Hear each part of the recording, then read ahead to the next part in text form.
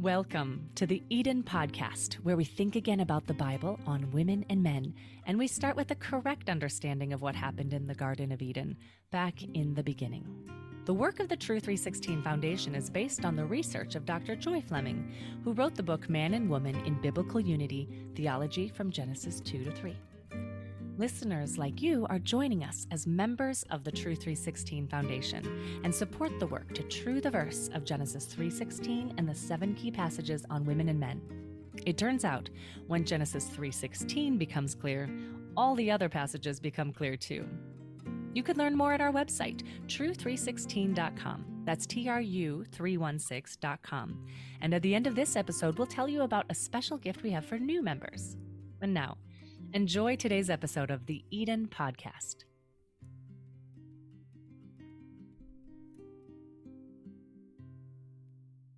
For season 11 on the Eden Podcast, we're going back in time and playing audio that we've never played for you before. I was doing a private Zoom series of sessions with a number of students, and I used PowerPoint slides that I referred to as we went along. You can see these presentations in full on our YouTube channel. I'd love to have you subscribe. It's simply True 316. That's TRU316. And now, let's get started.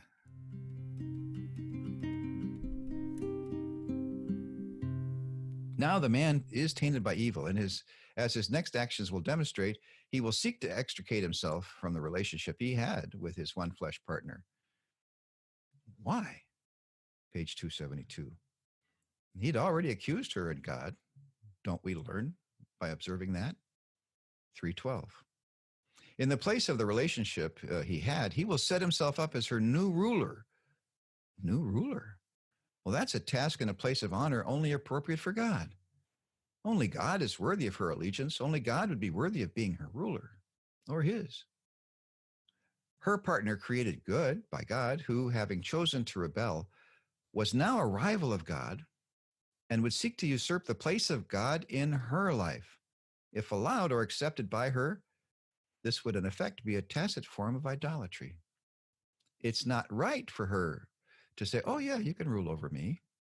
Who should rule over her? God only, God alone. This is a great insight from the dissertation. I'll reread this paragraph. Her partner created good, quote unquote, by God, but who, having chosen to rebel, was now a rival of God and would seek to usurp the place of God in her life. If allowed or accepted by her, this would in effect be a tacit form of idolatry, quote unquote.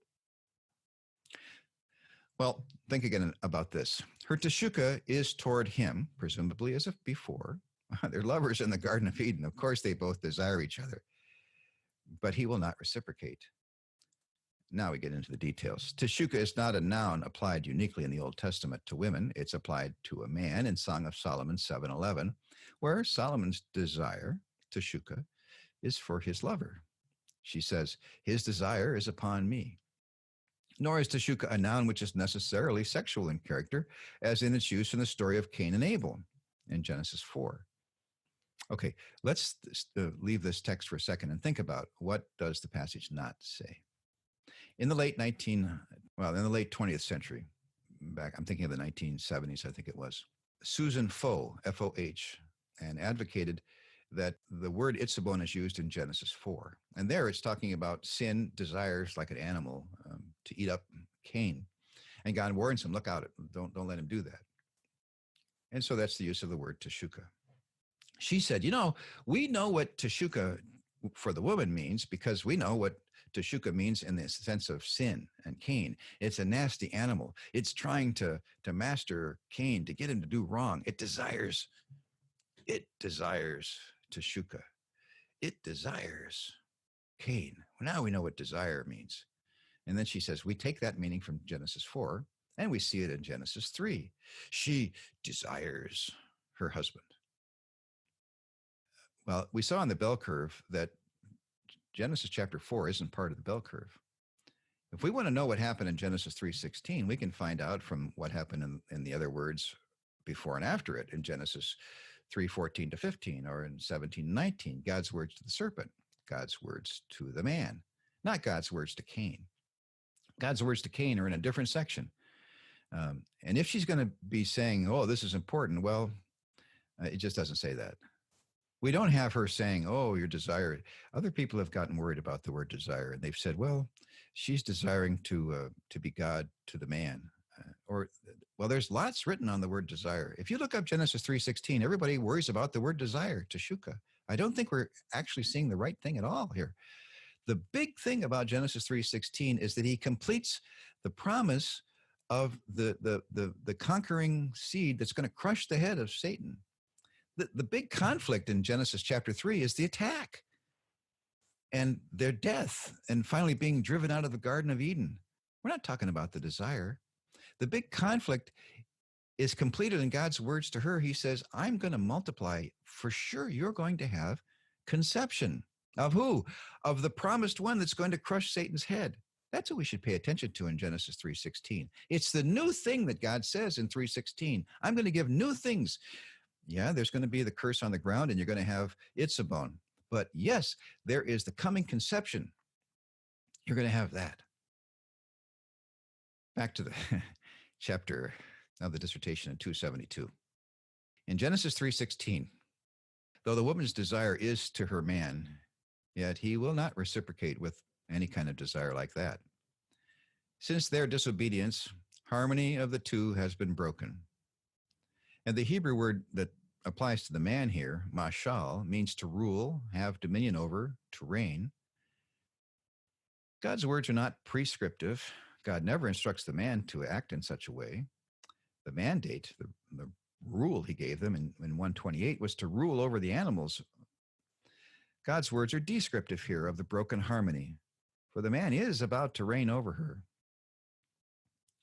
Phyllis Tribble describes it in this way, and we have a long quote of her. At the point of disobedience, distinctions within one flesh became oppositions. Division followed, yielding opposite sexes. To defend himself against God, the man, Ha-Adam, turned against the woman and betrayed her to God, 3:12. Yet according to God, she still yearns for the original unity of male and female. For your man, Ish, is your desire, teshuka. Alas, however, union is no more. One flesh is split.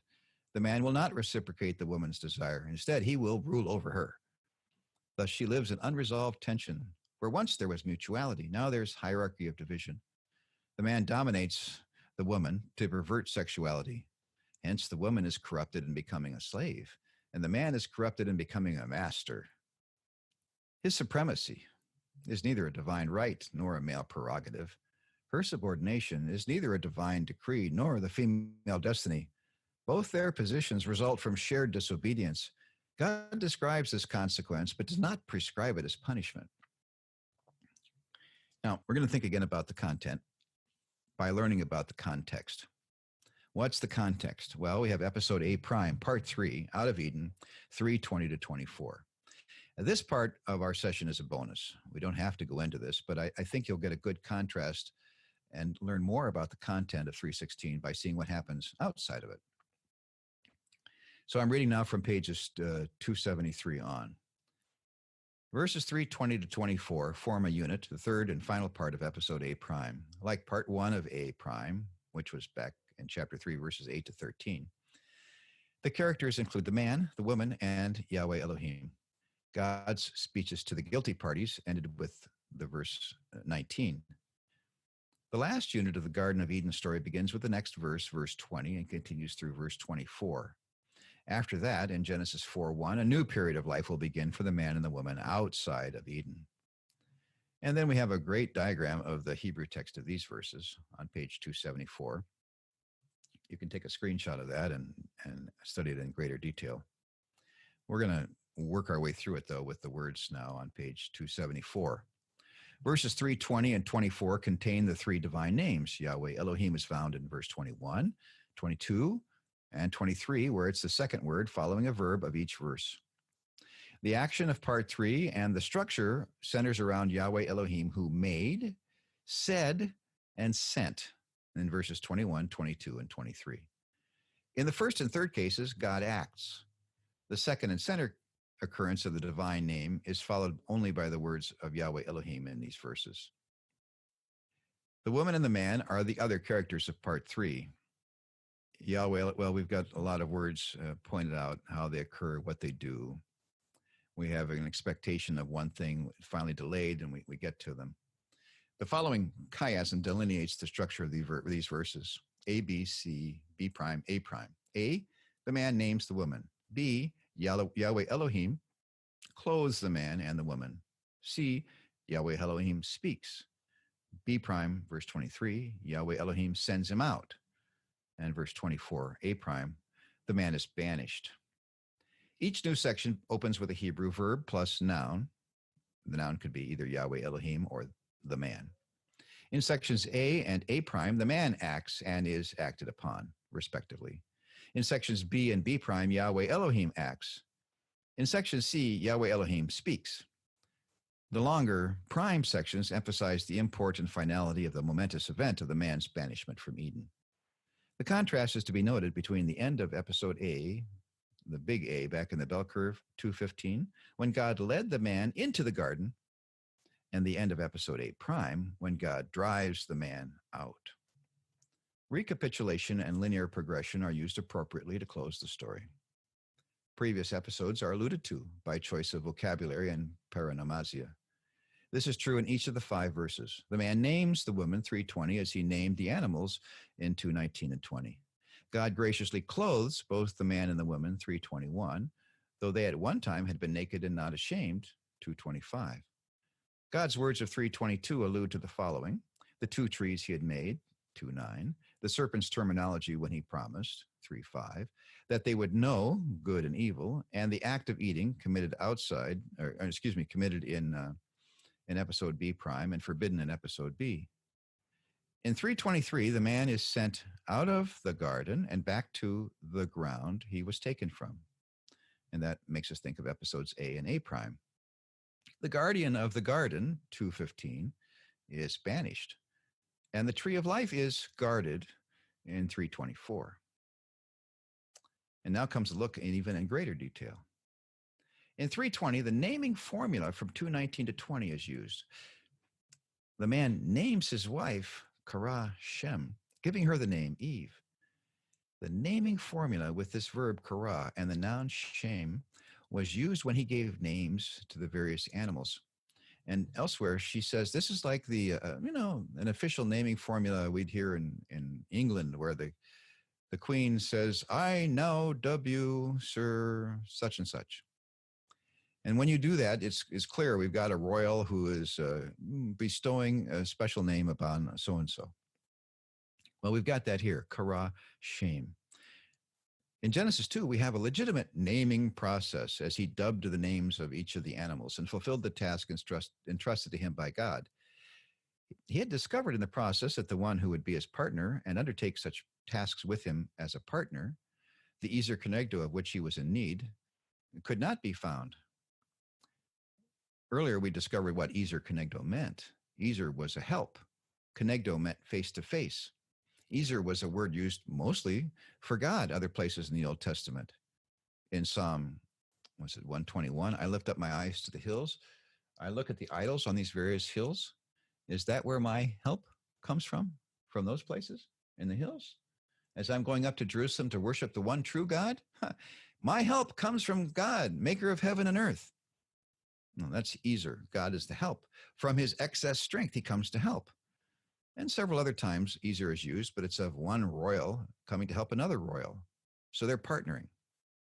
Well, which way is the woman supposed to be Ezer? Is she over or side by side? Well, it says Kenegdo, which means face to face. Okay, she's not like God, but she is face to face. And we see other places then that she's like another royal coming to help this royal.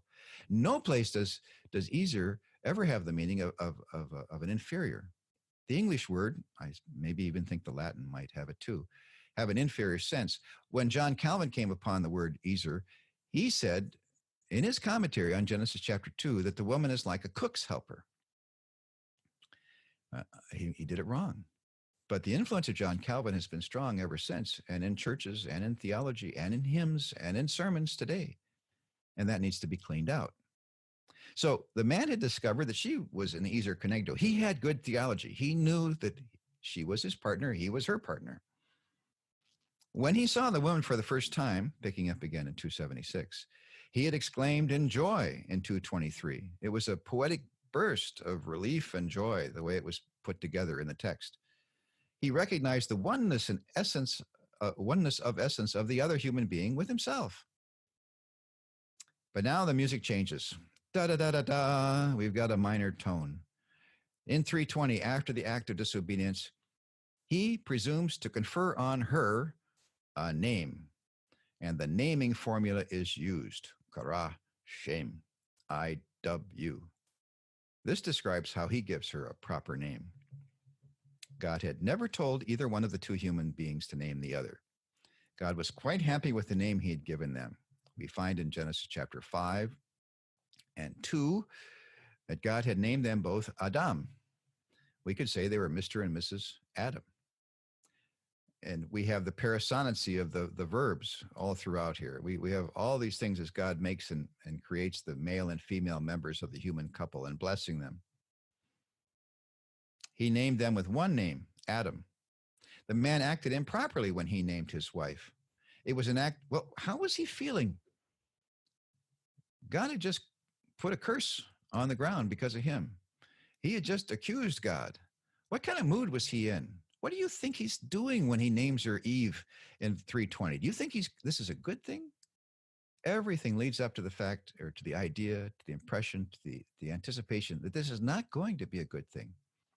It's the one act that we hear of him doing. It's the only thing left. And this rebel, how is he going to act? Page 277, Dr. Joy Fleming says this: it was an act that was inappropriate and evidenced his hostility toward God and his wife. He was contradicting God's name for her, an act of defiance toward God. Naming his wife also separated the two of them and distanced him from her. Well, the name he gave showed the man of death's hostility for the mother of all living. After all, God's words just spoken to him included a curse and not a blessing. God had also spoken to him about death, explaining that he would turn back to dust. By contrast, God had spoken to his wife about life, mentioning children and multiplied conceptions. Furthermore, God's words to the serpent favored the woman, for God had given a promise through her seed, not their seed. As soon as the speeches in 3:14 to 19 end, the next recorded event is the man speaking up.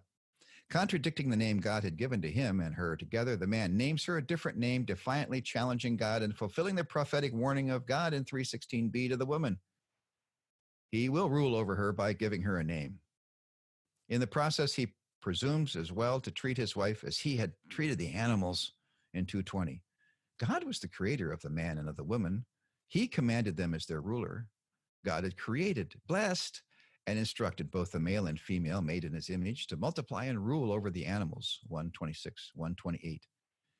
But instead of ruling over them, his assigned domain, with his companion and counterpart in a legitimate rulership, he subsumes her into a new domain that he himself will govern. His first recorded act after God's speeches in 3:14 to 19 is the assertive and demonstrative act of the rebellious man to make his partner his own subject and to make himself her new ruler. His will, his desire, is to govern her. God had spoken of the woman being a mother in 3:15 and 16. Verse 20 is the only written record of the man's commentary on God's speeches. His choice of name correctly describes her as mother of all humanity descended from himself. What about her? Well, the woman's thoughts regarding God's words are given expression in 4:1. She conceives and gives birth to a child following sexual relations with the man. Nonetheless, it is not to the man that she gives praise or credit, but rather to the Lord. Thanks and credit go to him, for it was Yahweh God who had promised to multiply her and had spoken of her giving birth to children in 3:16. In 4:1, she becomes pregnant and gives birth to a man-child.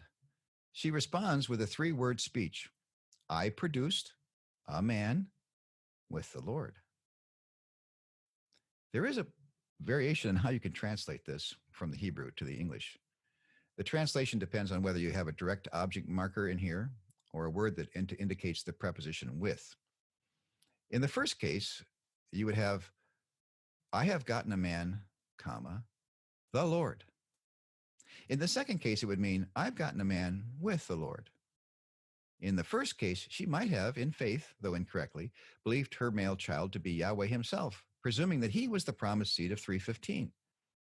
In the second case, she would have been recognizing that it was Yahweh who was fulfilling his words to her in 316 of multiplied conceptions. Either of these is possible grammatically. Translating the word eth in Hebrew as the preposition with, Eve's speech would indicate that she believed in Yahweh God's words to her and acknowledged Yahweh rather than her husband as the one deserving credit and praise for the blessing of her first child. I remember when Dr. Walter Kaiser taught this in a class that I was taking, and he said, we actually have an echo or a foreshadowing of what's going to happen with, well, it won't be Eve, but it will be Mary. And Mary begets a child, the Lord. We have all this in between, but Eve would know about all these generations coming in between. The word seed or the word conception are singular, but they contain the plural content. There's the possibility of all kinds of generations in between. But you go from Eve to Mary, and you beget the Lord. And he thought that Eve was saying, well, this is it. Here's the promised seed. Here's the conqueror who's going to crush Satan's head. Either way, we have faith illustrated by Eve's words. We have continued rebellion illustrated by Adam's words. Page 279, and we're coming close to the section I want to read to you. This is from the doctoral dissertation. In section B of part 3, verse 21, God acts in regard to both the man and the woman, asserting his power in provision for their need. You see the love? Despite rebellious acts, he makes garments of skin to replace the silly fig leaves they've sewn together, and he clothes them. And in the Hebrew words, there's a play on the words. In the pristine state of the garden, in 225, the husband and the wife were naked and not ashamed. And now God acts to clothe them in 321, and you can hear sort of similar sounds in those two words, ashamed and clothed. Yahweh Elohim's words are found in section C in verse 22. That verse is made up of 4 lines. The first and last are short. The 2 middle lines are the longest of all of part 3. The expression good and evil was used several times already in the story of 2:9, 17, 3:5. Yahweh Elohim's words, interestingly, employ the terminology of the serpent. The serpent had changed the noun knowledge in the name of the tree to the verb to know in his contradiction of what Yahweh Elohim had said would happen if they ate. After the man and the woman disobeyed God's command, God did instruct them in his speeches of 3:14-19 so that they would know, like God did, what life would be now like with death and what the world created good by God would be like now with evil. Even some of the literary structures of those speeches served as a pedagogical tool to teach about good and evil juxtaposed in the world, banging against each other, confronting each other, clashing, permeating their lives until the grave. God had created them in the world good. Choosing not to recognize their Creator's obvious claim upon them as their sovereign ruler, they had rebelled, themselves defining what was quote-unquote good and bad for them to do. Did the 2 prophecies of the serpent ever come true? That the man's and the woman's eyes would be opened and that they would become like God? The ones to judge if their eyes were opened were the man and the woman himself. The one to judge if they became like God was God himself. The prophecies had, at best, only an ironic fulfillment. For if their eyes had been opened, it had resulted in their shame at what they saw they were. As for their becoming like God to know good and evil after eating, in 3:6, they had run from God and had to be brought to account and instructed by him. Only after he conveyed such knowledge to them could God say that the man had become like God in knowing good and evil. When God breathes the breath of life into the man's nostrils, we have that echo from 2:7, and it comes back here now at the end of chapter 3. And so that the man may not partake of the tree of life too, God will act in verse 23 to prevent this. The second long line of God's words in section C contain 2 verbs already related to each other through parasonancy. Each verb, they sound alike. Each verb will be found again in the next verse in verse 23. The final line of God's words explains what would happen should the man eat from this tree too. He would immortalize his own state of good and evil. How do you get salvation for a man who is eternally evil? You can't have that. Death has to happen. So lest the man take and eat, God acts in section B prime of this part, verse 23. The two verbs of section C are found at the beginning and near the end of verse 23. God shows himself in control as he acts in regard to the man, anticipating his actions. Lest the man send out his hand, Yahweh Elohim sends out the man from the garden. And lest the man take from the second tree, he will work the ground outside of the garden from which he was taken. The verb in 3:22 and 23 recalls the opening episode of the story in 2:15 when Yahweh Elohim took the man and led him into the garden. There, his assignments were to work it and to guard it. However, an alien element had penetrated the garden, which the guardian did not chase out. The woman and the man had both been corrupted by that alien influence and had chosen to disobey God. No longer is the guardian fit for his task. He's an alien and an evil influence in the garden himself. He will still work the ground, but it will be outside of Eden.